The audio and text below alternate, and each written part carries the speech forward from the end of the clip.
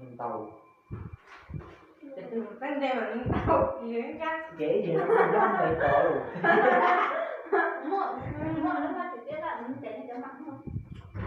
Mật khẩu coi nè. Chị tao hỏi chị đây. Hôm nào mật khẩu con tay chỗ chị rồi. Đây rồi nhá. Tao biết tao đi. Chị tao đó. Chị tao nếu gặp một con nông tụi con là con nào?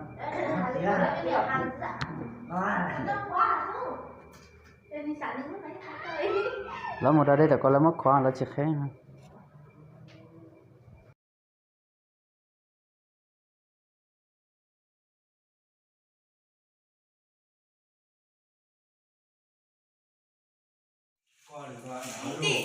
tiền dùng cái dòng cái này thì không ok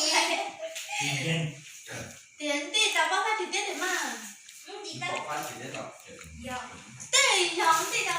Đừng nói giờ bé tôi ôi xíu, bây giờ bé tôi xíu tôi bị y rồi sẽ sợ. Là tụi nó bái đâu không đàn không.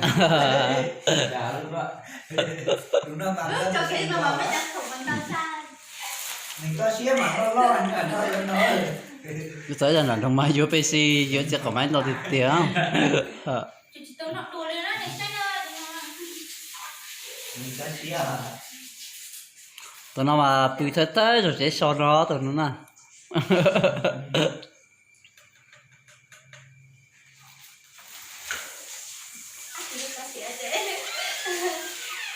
Nó kêu lấy nào. Dạ. Ê. Nha. Cút tay mà. Tua a. Mình nhẹ nó cho nó ha. Đây rồi. cái máy đời đời chạy ra ra nè ở đây phát cho sản phẩm này nó phát này nửa có đi chính nổ rất phải là có thể thấy nó rồi lúc nào cũng thấy nó thì thấy nó rồi chưa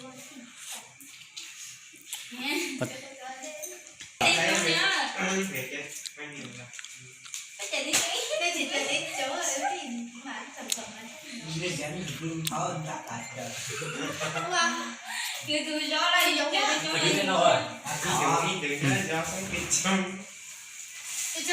Tôi thì 60 nó rồi. Em mong người xong rồi mà ta trở thể. Ở đi.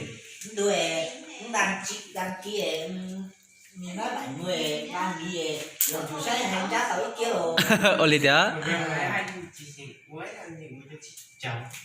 Ta có tôi xí, tôi chỉ tới cho xí chỉ chào vậy à? Ở đây.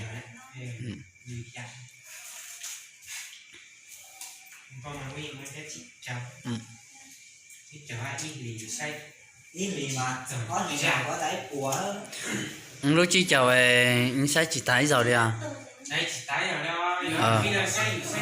Lúc ấy tao chơi là sai. Để nó chơi số, cái số nó bên nó thôi à? Nó kỹ lánh à, cái nó chơi kỹ lánh và để tông anh nó rồi mà cá nữa. Để nó như vậy thay chơi một xí nó trong có cờ, bây giờ một xí nhớ trâu tích chờ nhắn la chơi một xí.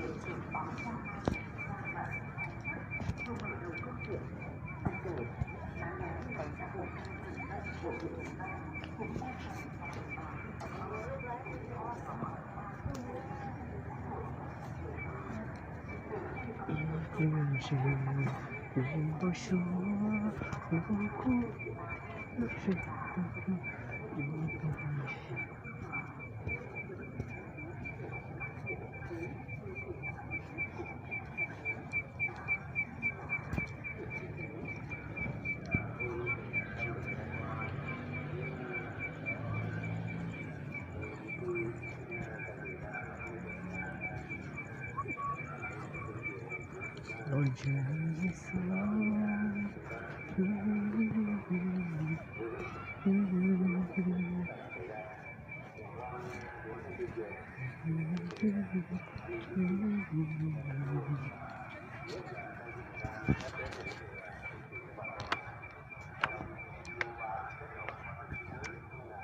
ủa sao